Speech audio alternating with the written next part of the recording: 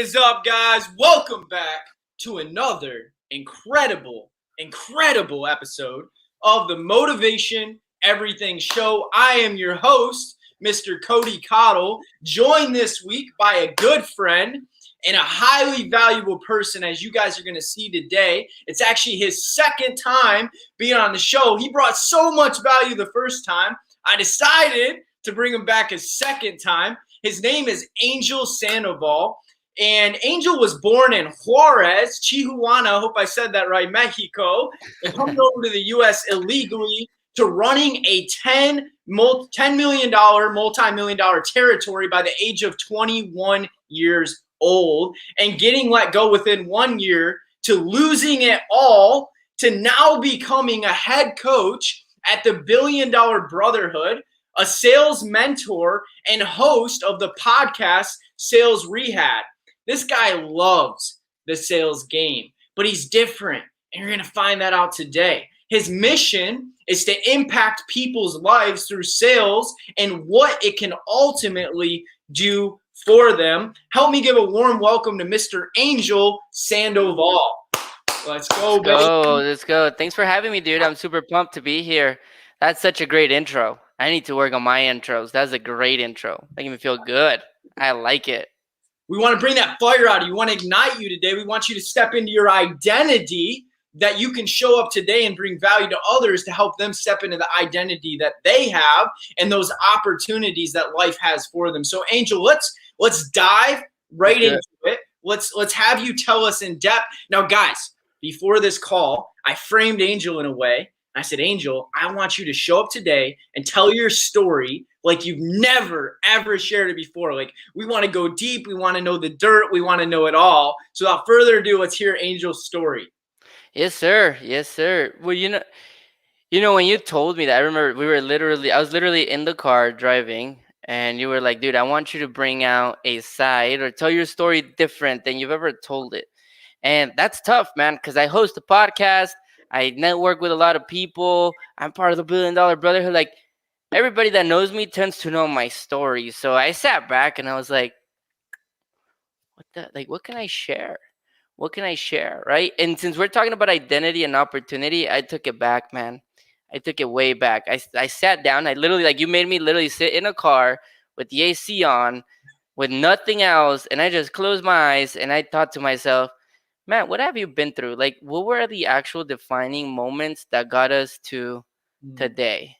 And what today is, for those that don't understand, is other than the accolades that you told me, that you said about me and the accomplishments, the question was more of, how did I not end up, and I'm not going to end up like anybody from my family?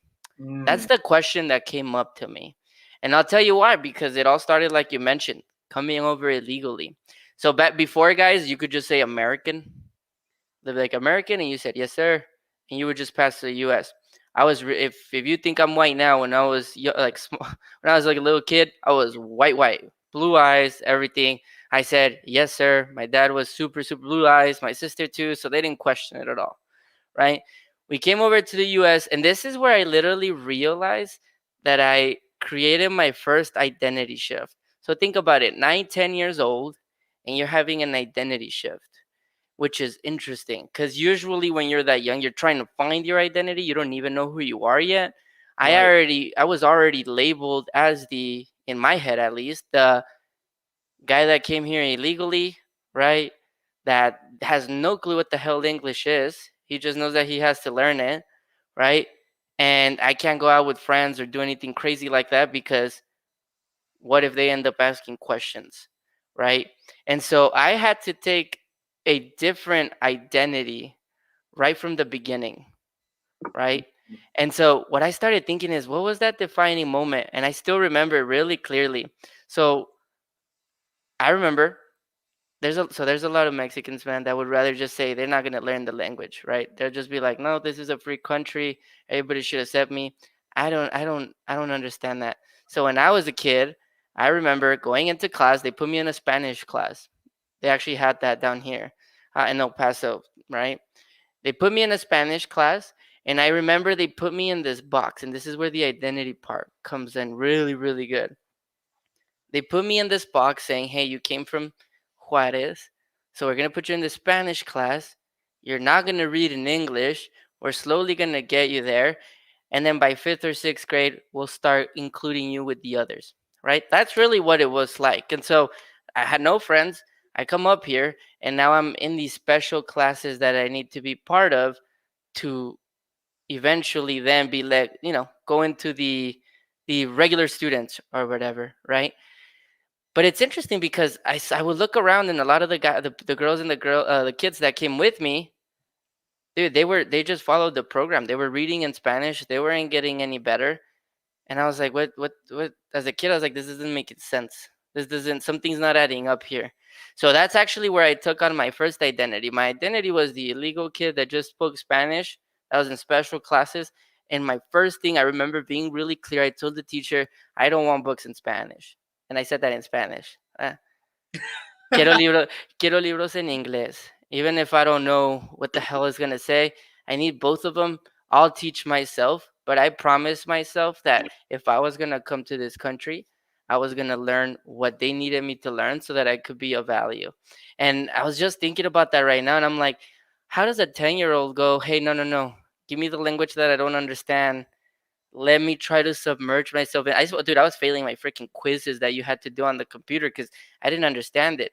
But I was adamant about doing it the right way, doing it the English way, suffering it, getting through it, and then getting, what that did is it actually opened up the opportunities into not having to be in freaking special classes. Because I don't know what would have happened if I would have been in special classes with all this talent bottled up within me.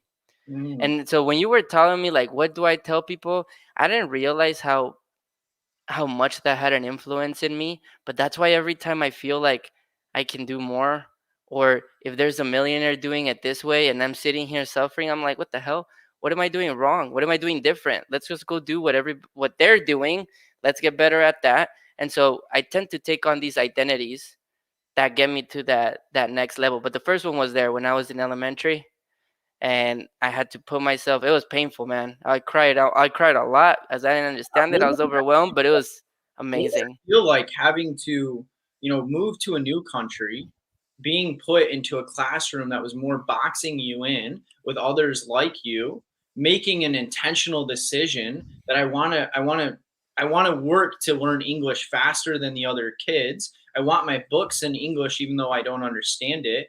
Take us back to that moment. You were young, but you still made this decision that you wanted this identity shift. You got comfortable being uncomfortable to create it in your life. What did that feel like going through that process, and how did you stick with that and not give up?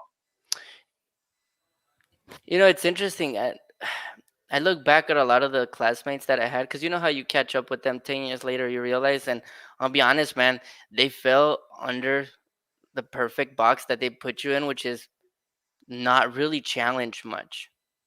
Right?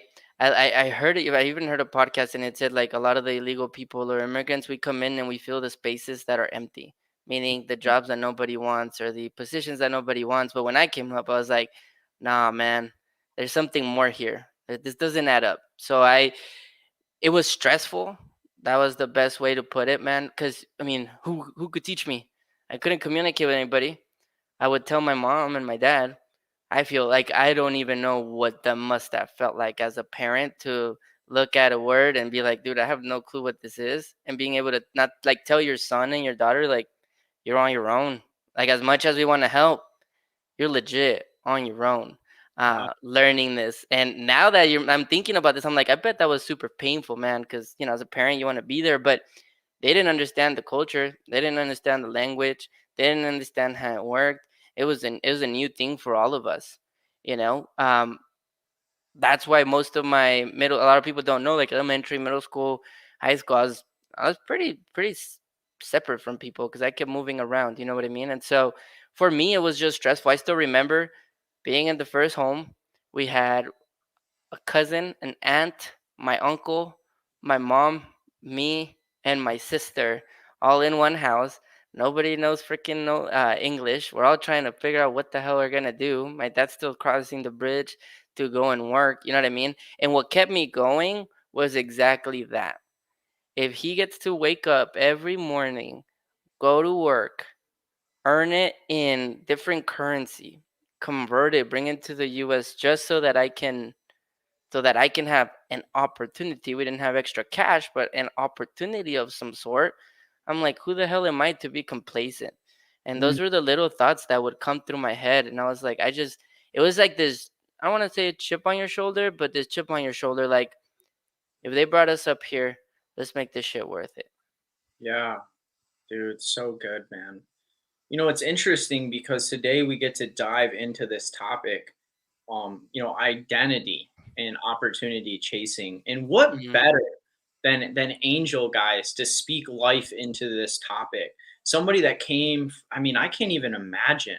I think we take for granted so much the blessings we have in life.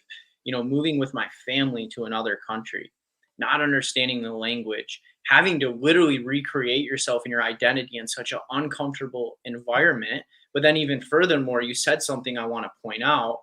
You said that you felt like Hispanics come over here and they just fill all the jobs that everyone else doesn't want to work.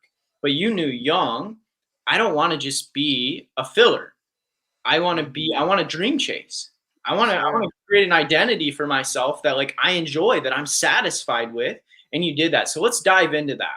What Yeah. does it take? And I want you to keep going with your story actually, because I think it's going to be a perfect timeline as we weave in this lesson today.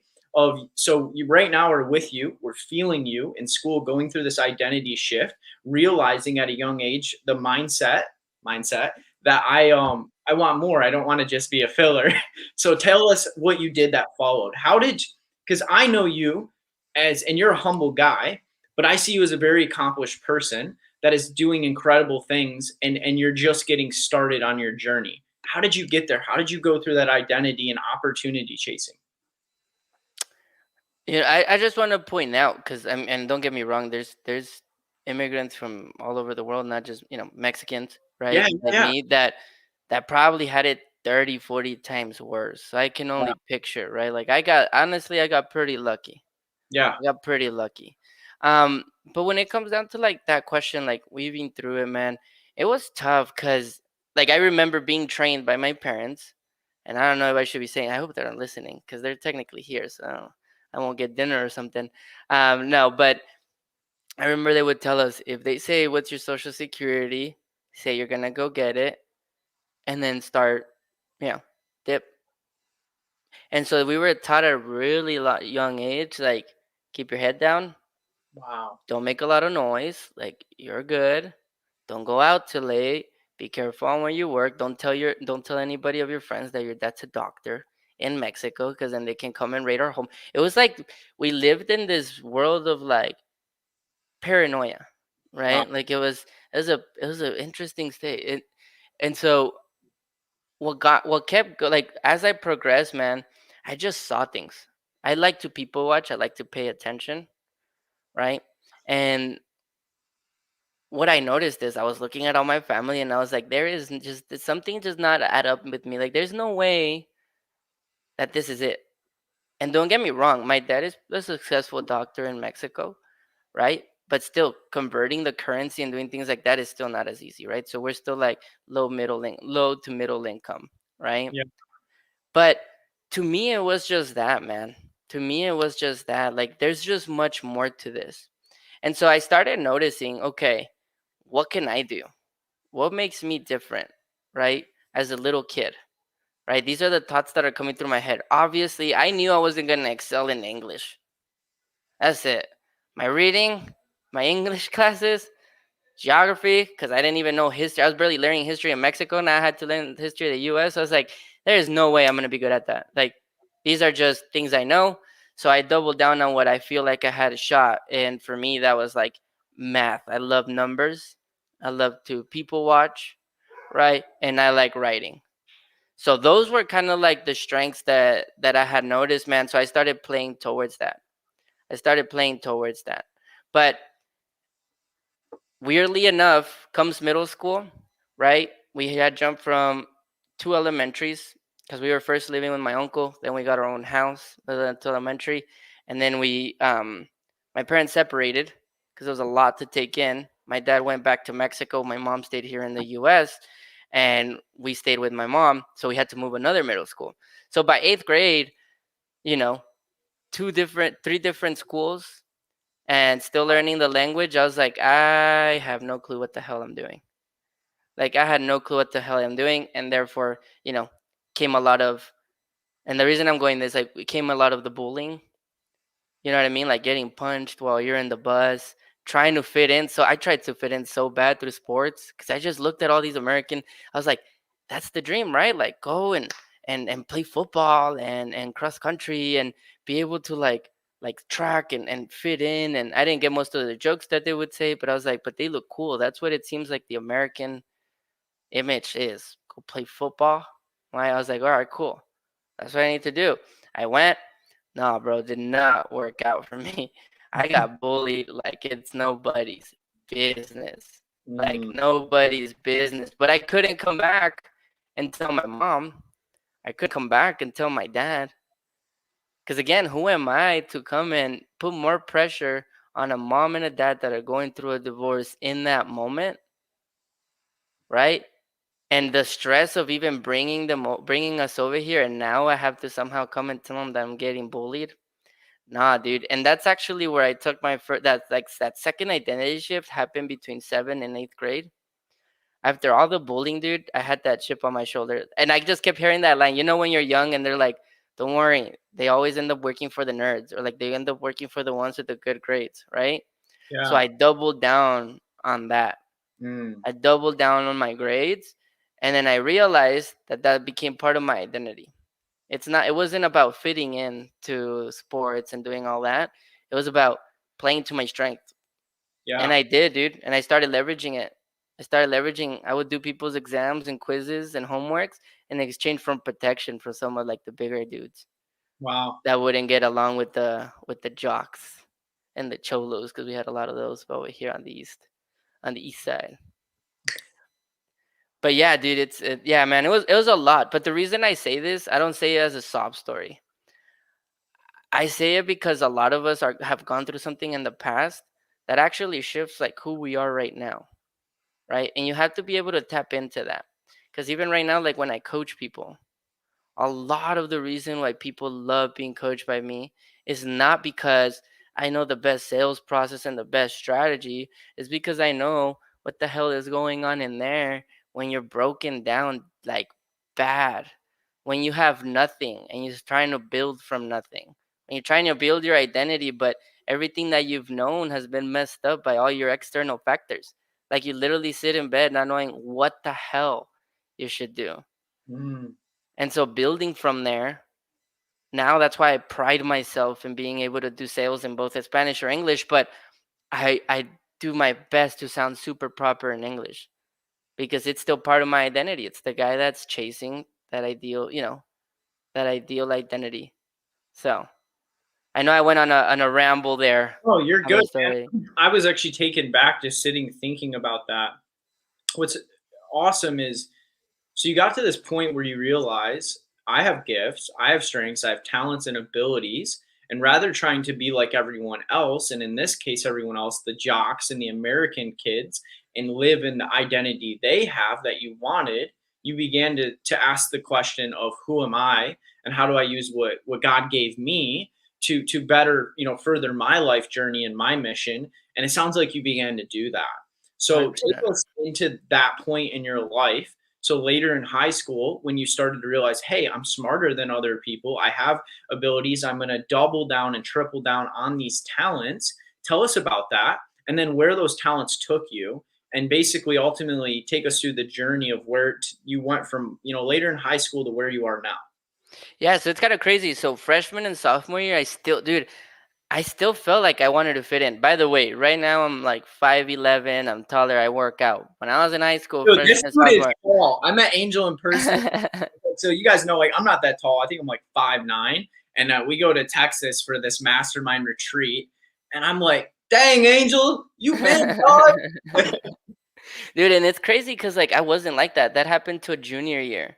So like I carried into a new high school, by the way, because we moved. My parents got back together, so we moved. So I went to a new high school. So I can't. I didn't have like the old, your posse and your friends. It was like, all right, here we go, bro. Like one more school, let's Yeah. get it done, right? And it's crazy because freshman and sophomore year, I still wanted to, bro. I was like, I want to fit in. There's how can I still not fit in? But I knew this. Really good at math, getting better. I became really good at reading and writing. So I was like, okay, cool. So I have strengths. I can learn, I can apply. I like to consider myself a nerd and a geek. Honestly, I did a lot of like I would wear my little glasses.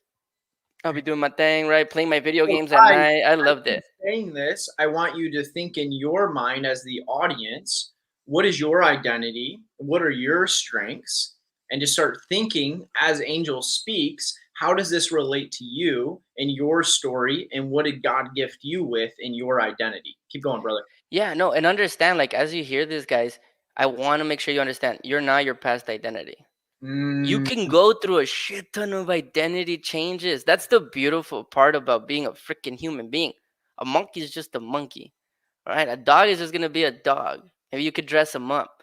But this brain, like this beautiful brain that we have right here, the attraction, right? You could be a person that doesn't believe in God to a freaking devoted man of faith, right? You could be the guy that got bullied, right, to the guy that empowers people that are bullied. It's amazing when you grasp the fact that you have full control of your identity.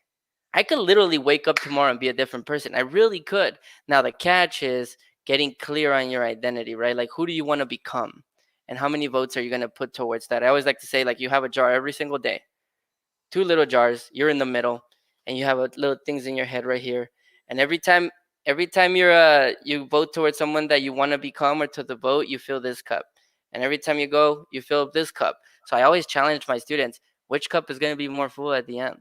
Which identity are you voting towards? So let's talk a little bit about, I was in freshman and sophomore. Again, dude, I was like, you know what? I can't do football. Let me do soccer. Dog, I got bullied in soccer. I got bullied in soccer. I was like, what the hell am I doing? Like, there is 100% something wrong with me. Like, why do I keep getting bullied? And I wouldn't fight back, by the way. I just didn't believe in fighting back. I boxed, I trained. My dad trained me because he knew it could go down. And I boxed and I trained, but I didn't find that it was worth it. So I wouldn't fight back. I was like, I don't know. And so I was a little kid full of anger, right? Freshman and sophomore year. And here's what happened. Are you ready? You want to know why I love identity and what was one of the two biggest defining moments in my life that brought me up? tell Have you me. ever seen the movie 17 again Yeah, I with think so. Zac Efron? Yeah, yeah, yeah, yeah. Okay. Well, that movie changed my life. Really? No. And this I is like, heard no, it here no first. one knows this shit, but like, because it sounds corny as hell. So I want you to think like, dude, I was 5'5", sophomore. You know how you hit that growth spurt and you become like this new person, right? So anyways, I watched 17 again. You know how he shows up in school and he has like this old mentality, or not moment, grown mentality, mature mentality, because that guy, right? So he sees the world different. I pictured that's how I saw the world. I saw it differently than the other people, right? But I was in this body, in this 5'5", got bullied all the time body, and I was like, what the hell am I doing? And then I watched 17 again.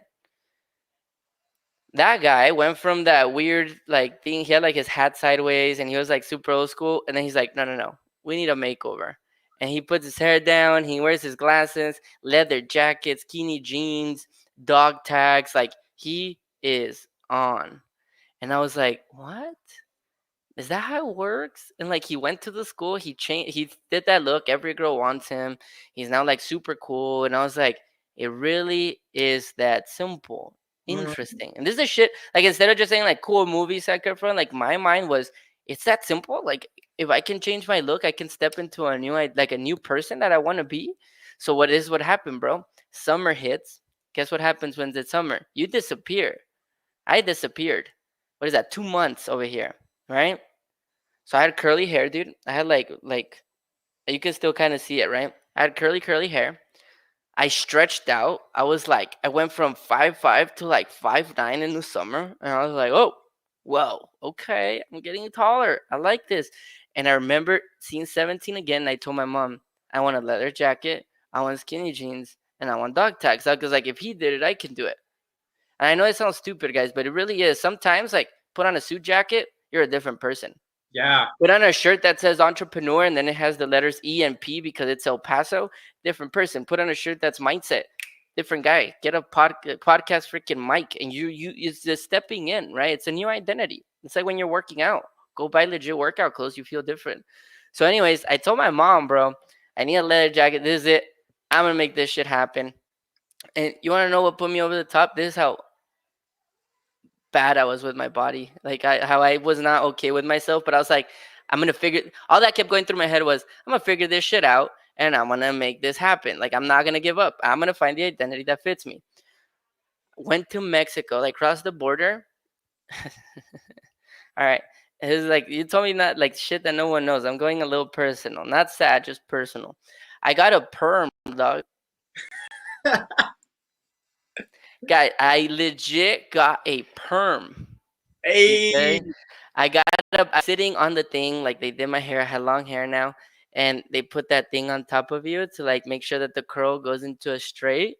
So I was literally trying to be a reflection of 17 again and what I learned in Zac Efron. And I learned going confidently, new year, new you, see what's up. And I did it, and it actually worked out.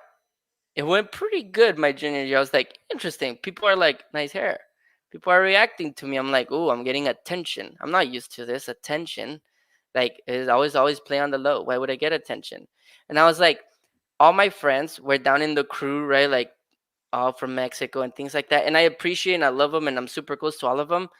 But I was like, I'm not supposed to be there. I'm supposed to be with these people over there. That's who I want to be part of. And dude, and it's funny because it worked. So, anyways, it worked, and I was like, you know what? I'm gonna give it one more shot. I'm gonna join football. I'm gonna say, fuck it. If this is working, I'm 5'9". Maybe this could get me somewhere. I sign up as an elective, right? Like weights and stuff. The first day of weights, I go in there and I realize, nope, this is still not it. I'm gonna end up getting bullied worse. So I go to the counselor and I say, hey, I need out.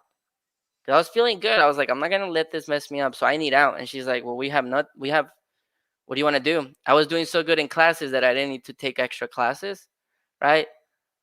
Because I graduated high school at 16. So, like, I'm like, I don't know. What do I do? So she's like, we do have something here. And I looked at it.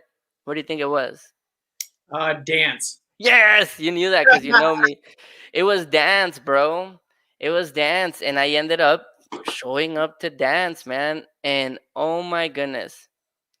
Sitting in a room with 30 girls stretching and one guy because we're both two on dancing, learning dance, realizing that you're Hold freaking up. Two really good guys at it. girls? Yeah, and stretching. That's selective class.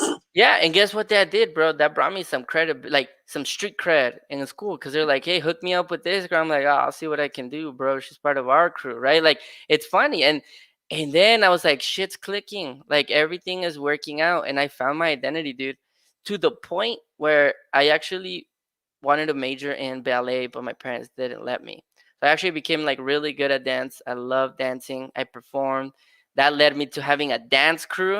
I actually had a dance crew, and I would get paid to choreograph quinces, weddings, to perform. And so, like, it's weird, man. I instead of sitting there bitching about it freshman and sophomore year, I was like, fuck it. I don't know this mindset because I didn't know mindset was a thing. I just knew Zac Efron changed his clothes and showed up confident. Maybe if I change my clothes and show up confident, something's going to happen.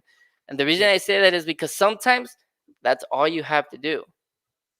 Put on a goddamn nice suit jacket and show up to that mastermind. Show up, even if you don't are not an entrepreneur, even if you don't have the fucking money yet. Even just show up. Have Just you ever show up, read the alter ego effect? huh? Have you ever read the alter ego I effect? haven't. So what you're talking about is an alter ego effect. It's a real thing. And basically you create a new identity through an alter ego. And when you stepped into this new identity, it was your alter ego. And you went from this guy that was insecure and struggling to fit in with people to an alter ego of dance is my thing and this is my new identity. And if Zac Efron can do this, I can do it too. And you had what we call the alter ego effect. We also showed up as a completely new feeling person, right? 100%. 100%. Hey, low key though, when I would go home, I would still play my Xbox Gears of War all day through the night, Uh, and then right, like I was still my video game. I was still the geek, but I had to like I was putting up a front, and I don't know about a front. Like I was stepping in, I was adapting. I don't know why people are so weird about adapting, man. I think that it's part of it. If I'm gonna show up to a mastermind with a bunch of millionaires, I better not act like the guy that's gonna go and talk downstairs with his family right now because they require a different side of me, a different type of energy. it's And called so putting on different hats in the alter ego effect. It's like it actually breaks this down. It's a good book. I encourage you guys to read it. The same hat that say you wear in a mastermind with multimillionaires is going to be a different hat that you wear with your dance buddies or a different hat that you wear with your fiance at home in Mhm. intimacy. So you're putting on these different hats and these different alter egos depending on the ecosystem that you're stepping into. 100%. As long I have to say this because someone's gonna say, "Well, that's just fake." As long as it never breaks your values, your beliefs, and your standards and your characters, like that has to stay true. Well, there is a line with the Exactly. alter ego that Exactly. whenever you dip below, it's like an integrity line in the sand that you are still the same person across the board, but you're stepping into different alter egos depending on the environment that the identity is being put into. Exactly. You're showing up with the strengths that will succeed and that will flare up when you're in that specific environment, right? If I Yeah. show up, how I showed up with my fiance, how I show up in high school, that's crazy, right? Hey, I love that. I love that. Thanks. Keep Thanks. going, bro. Take it. This is awesome. I'm loving this. Just so you guys know, I've never heard Angel share this publicly. We get in I the usually group. talk sales, dog. I love talking sales, man. But I don't know. You wanted me to bring something different. I wanted to get like super vulnerable and give an insight into it. And again, I don't want people to confuse this with a sob story because I don't like doing that. I don't complain. I don't bitch and moan. I get shit. I like getting shit done. But you took me through a loop when I was literally like just thinking, man. And so if it wasn't for me chasing that identity, though, and this is like back to our topic, I wouldn't found any of these opportunities. And believe it, it's a fast forward in college. Here's the cool part, guys. That identity that I stepped into high school, I knew two things going into college. I can dance, I can adapt, right? And I'm smart. Like I can learn. I'm both street Mhm. smart and book smart. And I was like, okay, I have to make something with this shit. I can dance, street smart and book smart. Because again, the street smart was if I'm book smart, let me get some protection from this cat that hates the jock, and I'll do your homework. Right? I was like, I'll take that all day. I'll do 5 homeworks if I need to for protection. Right? That's how I literally leveraged other people, and they loved me because I would do their freaking homework. Like, why would you not want that? Right? And I was like, interesting. Okay, and I could adapt. What do I do? And going into college, dude, same thing. I was like, I have 4 years to graduate. I'm 16. No one knows what the hell I did in high school. That's the beautiful part of it. No one knows my nicknames because I had nicknames. No one knows that I got bullied. No one knows that I'm from Mexico. No one needs to know nothing. This is the College of Business. That's what people are there for. And I'm going to graduate with a marketing degree so that I can open up a dance studio. That was my goal, by the way, because my dad said, get a marketing degree. No need for dance. I still did like 3 classes of dance in my semesters to make sure I stayed up with the topics, right? Make sure I stayed good and That flexible. video you shared of you dancing with I don't know if it was your fraternity brothers or what was pretty awesome. I'll send you another one so you can see like a legit choreography. Anyway, every time I competed, we got first place. We would choreograph it amazingly. It was awesome. Um, anyways, see, you're taking me down a different journey. But fast forward to college, I put on a different identity. So I told my mom, I was like, what do business people do? They wear suits. Okay. So I told my mom, need your help. Take me suit shopping. So she took me suit shopping with my money, by the way. I was a server throughout all high school. I've been working since I was 16 because I wanted my own money. I didn't understand the point of getting my money given to me. You know what I mean? Um, Same. but if your You know, parents can provide, it's go just get didn't it. have money, so I had Yeah, to make. yeah, yeah. Yeah, they say we'll give you money, and then you get like $10 for the 2 weeks, and you're like, yeah, okay, no. But if your parents can give it, take like be grateful for it, right? Yeah. Um, so anyways, we went suit shopping, and I was like, oh, interesting. So this is what I'm going, and I was like, okay. In that same token, dude, I realized that I don't know how personal we're gonna get here, but I'm just gonna leave it all on the table. I found out that my teeth weren't growing properly, right? And so in that time transition, they made me get braces. So like I went downhill. I got braces in college. All my college, I haven't had braces, right? No one knows this. See, you guys see me with these good teeth right there. I used to when I would smile, you couldn't see my teeth because it was so small. And so apparently I grew up with some problems in my mouth. So I've had like 5 surgeries in my mouth. Like, Wow. yeah, in Mexico and everything. It's crazy, dude. It's crazy. But I knew in business this. I watched a lot of movies, so this is what I knew. They wear suits, they have nice smiles, they take care of themselves, right? And they get attention. So I became a citizen when I was 18. Because right when I was 18, I was like, let's go, become a US citizen, right? Boom, let's go. And I went out and got attention. I went out and get attention. Ended up going becoming president of the American Marketing Association, being the senator for collegiate for business. Not that these awards mean anything, but I was taking on these identities, right? I was like, I want more. Like this feels good. It feels good to be known for something, Mm. right? Versus hiding in the back, or the only thing that you know about yourself is that you're getting your ass beat. I love knowing that Spanish was now a secret weapon. Even though everybody in El Paso spoke Spanish, which is crazy. You go somewhere else, they're like, Spanish? Whoa, that's so exotic. Um, It's great. I'll just say that real quick. Everybody in El Paso, dude, thinks that Spanish is not an actual like strength. That's why sometimes getting out of your city is the best thing you can do. Because you go to Kalamazoo, you go to San Diego, and like Spanish, whoa, right? Like, dude, we'll pay you a lot of money. That's actually how I ended up getting my first job because no one else could sell in Spanish. But you're in El Paso, and they tell you it's not a strength, so it becomes part of your identity that you have nothing special because Mm. everybody talks Spanish and English. Go put me in North Dakota, and I just became an exotic, rare breed, right? Does that make sense? And Yeah. so, I yeah, love dude, you talked about changing your environment to better use the strengths that you have. And ultimately, where we grow up and the culture that we grow up in, there's different things that we learn in the identity that's rooted in us that can be extremely valuable in other places in the world. So that's a really good note for you guys to take. What strengths do you exactly. have in your ecosystem that maybe aren't a big deal, but in another environment or ecosystem are extremely valuable? And how do you leverage that? 100%. And the crazy part, dude, is I got scholarships to go to other universities, but I stayed here in El Paso, man. I was like, if I could do it here, like, this is a commuter school, and I'm not gonna go into college and all that. But what I'm saying is, I remember writing essays, and they're like, "Well, what makes you different than the person that is coming from Florida State University, the person that's coming from UCLA?" And I would just tell them because most of them are now working 40 hours a week to 3 in the morning as a server, having to come back home. Everybody's doing the same thing, and you still have to somehow go to school, still be engaged, still participate, be president of this, be this, and then still find a way to have a social life so you don't go crazy, right? Like, anyways, that was always my pitch to people. That was part of my identity. I stepped into it. Instead of complaining about it, I realized that not everybody got to do that. Not everybody had the privilege that I had about staying up in an Applebee's as a server till 3 in the morning, 4 in the morning, wait, doing your essays afterwards, sometimes not sleeping. Nobody had the privilege of doing that. I saw it as a privilege.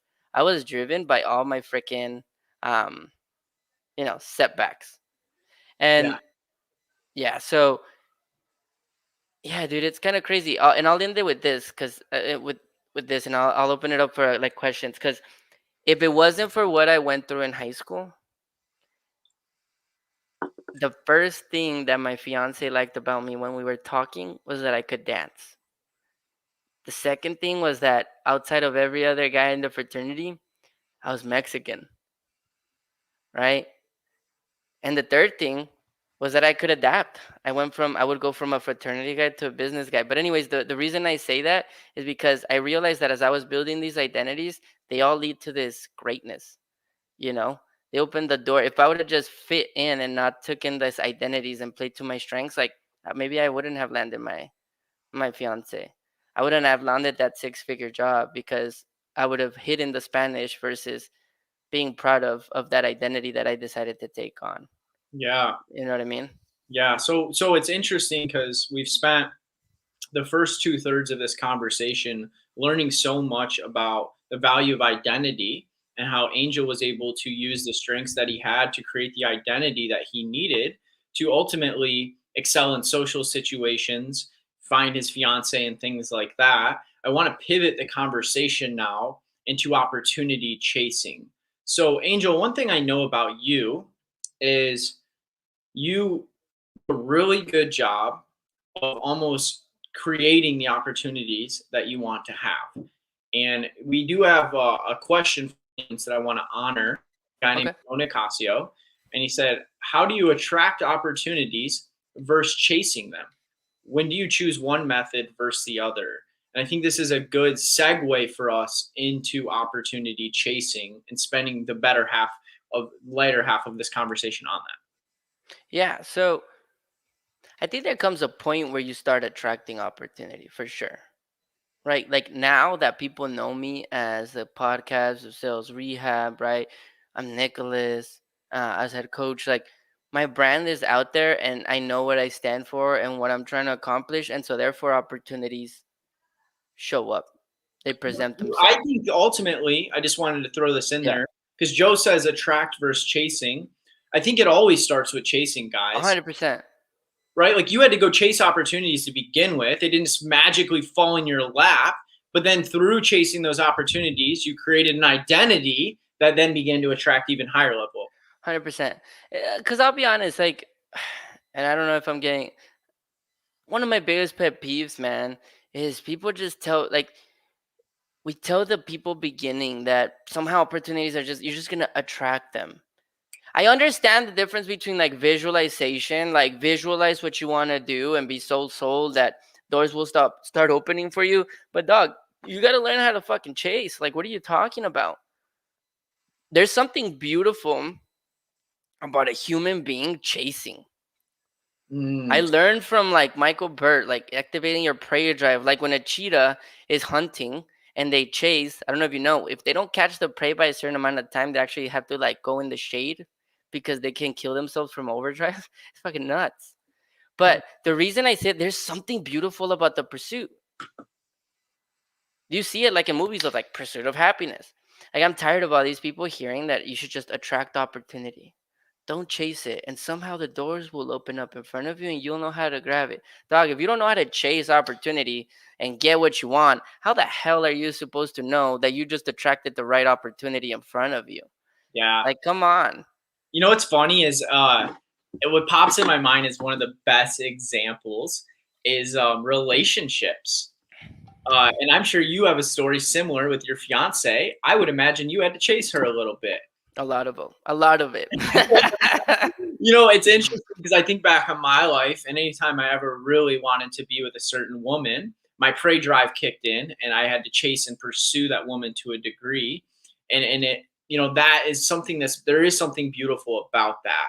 And there is something beautiful about that with when you chase a career, when you chase an opportunity, when you chase a person, when you chase an identity or different things. People, I think, are turned off a little bit originally by the language of that from our culture, but we are designed as human beings to set our minds to things and then pursue them.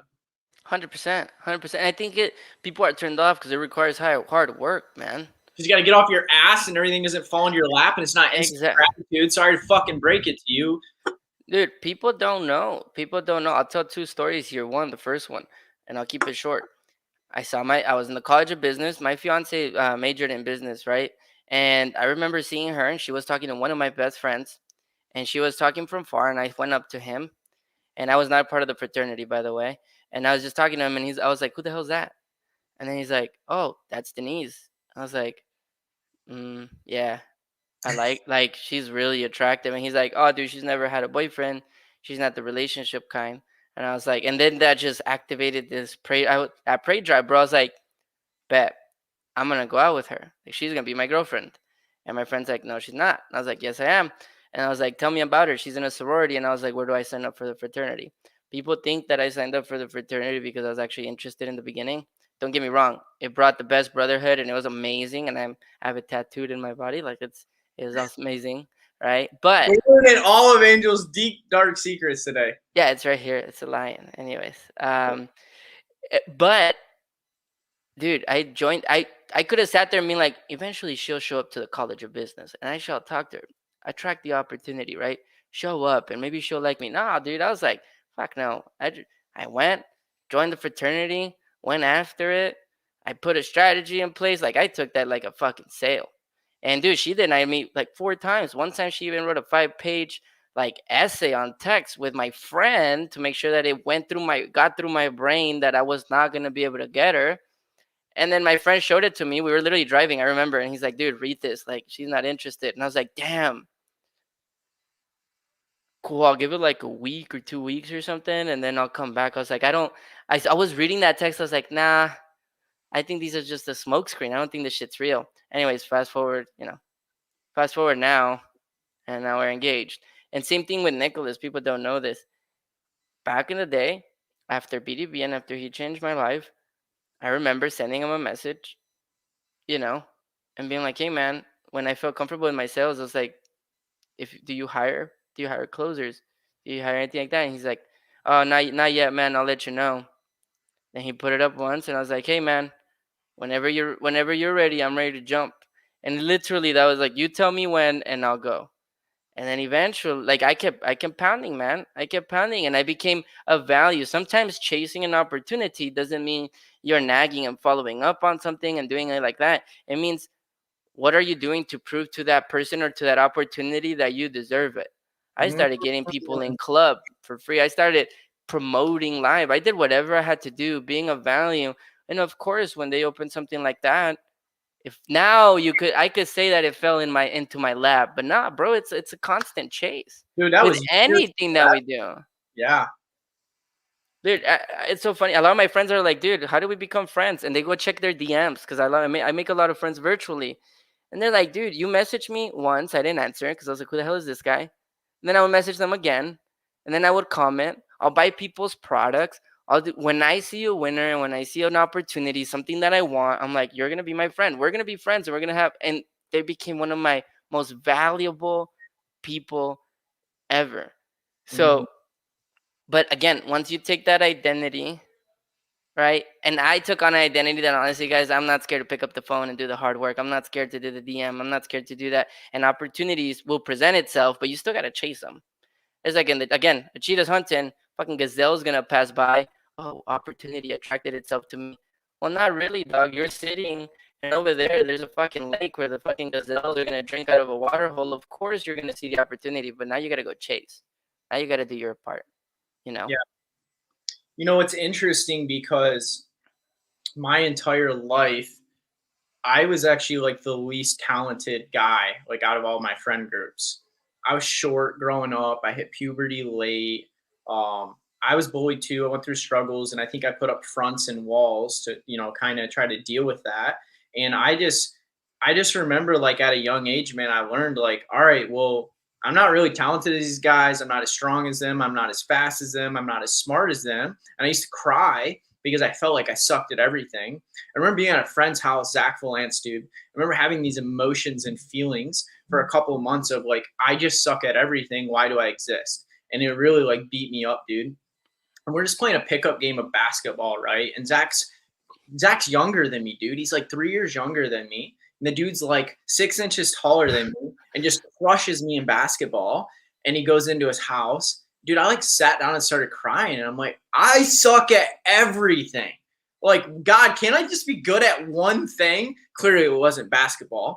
And I realized, though, about a few weeks later, that a lot of people didn't have work ethic. And for me, I wasn't scared to work hard. I wasn't scared to chase opportunities. I wasn't scared to get comfortable being uncomfortable and putting myself out there because I'd been rejected so much in my life, failed so many times, sucked at so many things that it kind of just became normal to me to suck. Like, what's the worst thing that happens? They laugh at me. Well, I've had enough of that in my life. So I'm going to go for it anyways. Well, this magical thing began to happen, and I think I sense it in you, Angel. Work ethic eventually beats talent when it doesn't work. We've all heard that, but we Mhm. fucking lived it, and I lived it. And what I learned is it's crazy is the harder you work, the better you get. And then it's interesting as like if you were to draw a timeline of my life and my accomplishments in the beginning, I was like in last to everybody, but post high school, I began to gain and catch up with people. And then you go even farther after like 21, 22, 23. I'm beginning, if you were to draw out our accomplishments and things we're doing in life, you could say that I'm excelling past most of my classmates in my friend group. It's not because I'm more talented. It's not because I'm more smarted, because it's smarter. Yeah, I made that into a word too, so that says a lot about us. But it's that willing to chase. I Big time. began to I began to say, okay, like I wanted to be a real estate agent, so I found the best real estate agent in town. I bugged the shit out of him until he let me mentor under him.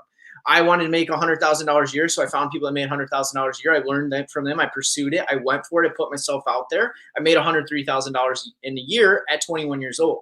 So it's like this constant level of work ethic with opportunity chasing and prey drive that got me there. So for you in your life, how did you chase opportunities and crush it to get you to where you are today? Dude, I just did. I know that sounds odd, dude, but I would see it, and if it aligned with what I wanted to do, I would just do it, right? I see opportunities as a way for you to make a name for yourself and as a way to stand out. That's it. Mhm. I hate when like, s- I remember being like going to college. I was Hey, in can the you tell me what this means? Cody, mi carnal, and Angel, mi compadre. Was that Nate? I feel like that's Nate. It's probably Nate. I can't see the chat that Oh, I'm watching, the one that's not showing up in the comments. So it's probably Nate yeah, it Montgomery. just means my camaraderie and my friend. Yeah, and like with exclamation points, that's a good thing. Um, no, I remember being like in the American Marketing Association, joined super young. I see them doing nothing, right? Like, oh yeah, we're the American Marketing Association, blah blah blah here at UTEP, and I know they have a conference. So not a lot of people know this. Again, I just saw they have a conference. No one ever went. It was in New Orleans. By the way, I've been to New Orleans 4 years in a row. Why? Because there was a conference 4 years in a row when I was in college. First one I went by myself, dog. Like I was a dude. I was 16 in New Orleans just attending a conference because I was like, if we have a conference and it's supposed to be the best, why would we not go? It doesn't make sense. So I was like, all right, I'll take it upon myself to take this to the next level. So I applied for became an officer in the like a VP of fundraising or something like that, in college. And then I went to that conference and I was like, oh shit, people are getting awards. People are getting awards. They're getting money. They're getting this, and my UTEP isn't. I can compete with Baylor. Like, who the fuck is Baylor? Right? Who the fuck is these guys? Like, I can do that. So I went back and I was like, cool. In order to do that, I need to become president. The opportunity was simple. I wanted to show that the Mexican colleges or the commuter schools or the Hispanic could compete because we're just as talented. So I saw the opportunity to bring some recognition to myself, obviously, and to UTEP. So all I did was I went to the marketing office. I was like, "Do you have any awards?" She said, "No, we don't have any awards." And I was like, "Cool. Where would you hang the awards?" She says, "Right there." And I was like, "Let me fill up your wall." And she says, "Okay." I ran, became president, right? And it was simple. I need to graduate and get a job with marketing. And I saw the opportunity that we're not recognized. Fast forward that year when I was president, we were top 15 in marketing strategy nationally. We were a top 20 chapter, even though we were full of minority and in commuter, right? I was top 20 in pitch. That's where I loved. I found that was pretty good in sales, right? Um, and that's nationally again in New Orleans. But overall, dude, everybody's like, "Oh shit, that's what you guys can do." And so what I mean is like, if you see an area not even when you have to fix a problem, because I think a lot of people just go and look for problems, and I've noticed that you have to look for opportunity, right? Mhm. If I put it in real estate, my parents might be super happy in their home here, but what happens if I show them another home? Now that their life is changing a little bit, they might not see the problem, but now they see an opportunity to get a less monthly payment, be able to sell this home because they fixed it up, and now they don't have a two-story home but a one-story home, so they don't have to walk upstairs because they're getting older, right? I created an opportunity versus just focused on the problems. So a lot of the times, like what I do, man, is when I talk to someone, I ask, what the hell would make this person's life better? That's it. Is it sales? Cool. Let me refer some people. Right? Is it this? Cool. Let me do that. But I don't come in and say, Cody, you have a sales problem, brother. Right? I don't go and just look for problems because then I'm just looking for negativity. Instead, I just go look and see where are the areas where they would be happier. And then sometimes that just means sending a referral over, right? Sometimes means they're just jumping on a call. And I think that's the key. When I mean chase opportunity, I don't just mean a transactional opportunity. You have ROI, right? Return on investment. You have ROO, return on an objective, and ROME, which is return on my energy. Those are the three types of opportunities that I'm looking for all the time. And when I mean chase is when I've sent you a referral, that's an opportunity I'm chasing. I'm chasing for us to be able to work better together. I'm chasing for someone to be By able the to way, close he's more sales through their a personal branding, right? Like I'm not chasing problems. I'm chasing opportunities, and I'm connecting people with people so that they can get more opportunities. you're also You know? building relationship equity, Oh, which is really 100%. strong. 100%. I think people just look at shit too linear, dog. We're taught fix a problem, make money, right? Find the problem, fix the problem, make money. What about see a see an area of opportunity, present the opportunity. Like money exchanges hands when problems are solved or opportunities are presented, right? Mm, Like like that. Yeah, that's powerful. So, Angel, we're coming up towards the end here, yeah, man. And Angel does a lot of incredible things, and one thing that I really admire about him is his humility. And I want to promote you a little bit, brother, and I want to give you the opportunity to have people connect with you. You know, you you run a podcast. Tell us a little bit about your podcast, where people can find it, and what they can expect from it. yeah. Apple Podcast, Spotify, What's Google it called? Podcast. It's called Sales Rehab. Sales Rehab, and really, it's about the shit that no one. Again, there's not a problem in LinkedIn, right? There's just an opportunity to talk about the shit no one wants to talk about, which is mental health and sales, dog. Not a lot of people talk about it, but most of us at one point were hooked on cocaine or weed or alcohol to be able to hit fucking quota and drain it. So, sales rehab is Or about that, energy? man. Yeah, right. Sales rehab is about those stories that we don't know that are in the back to let people know in sales that it's completely okay and that mindset is more important than quotas, you know, and that mindset will eventually get you more money. So that's the sales rehab.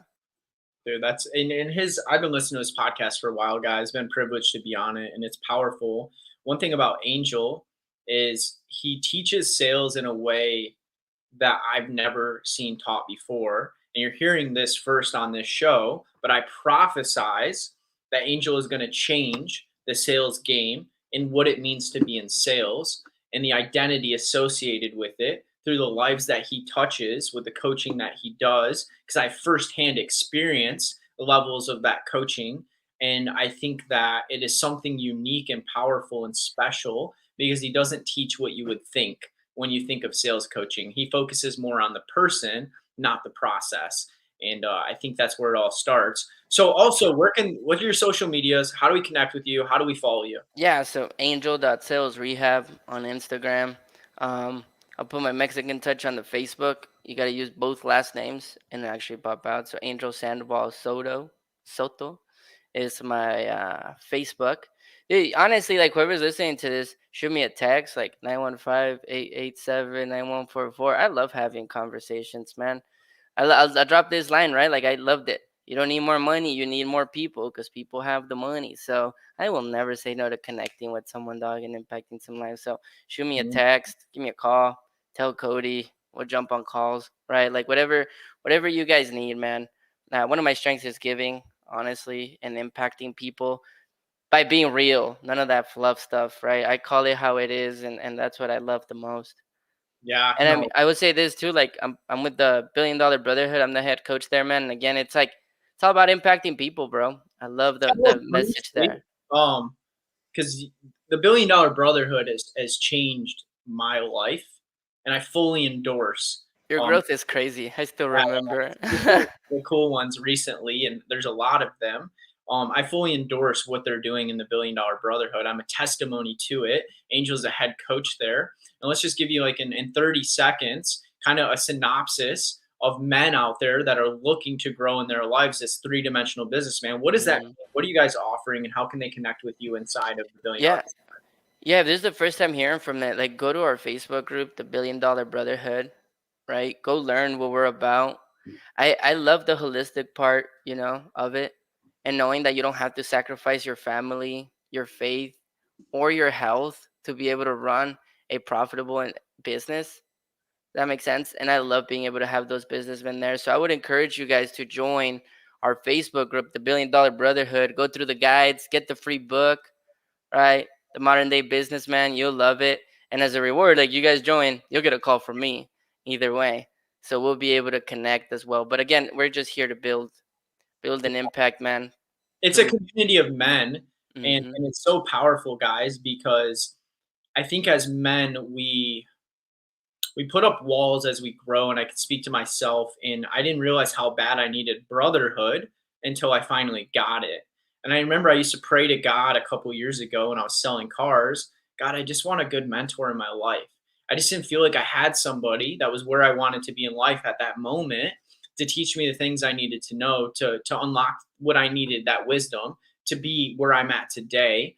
And I found that in the Billion Dollar Brotherhood, and maybe you can find it there too. I don't know. You'll figure that out if that's a good fit for you.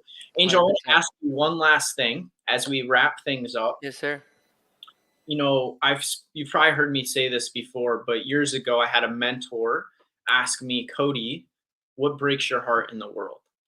And I want to ask you, Angel, what breaks your heart in the world?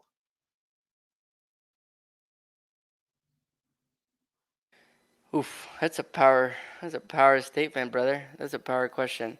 What breaks, just to make sure, what breaks my heart in this world? Yeah, man, because a lot of our mission is fueled by this. If you really think about this one thing, and I know it's hard to boil it down to one, but it's one thing in the world that truly breaks your heart that you see that you would love to make an impact on changing. People not living to their full potential. Dude, people not even knowing that they have potential. Like to me that's fucking nuts, dude. And it, and especially like I'll go back to my culture, but I see it a lot in the Mexican culture. Like, dude, by 40 you're supposed to give up already. Like, get the fuck out of here. Like, I'm sorry, I'm getting like I'm just picturing a lot of shit in my head. But uh, what one of the quotes that it reminds me, Cody, is God's gift to you is your potential. Mm. Your gift to God is fulfilling it. Ah, fuck. Sorry, I'm just getting like that's what breaks my heart. People not stepping out of their way. Go live on your own. Go do this. Challenge it. Find your own truths.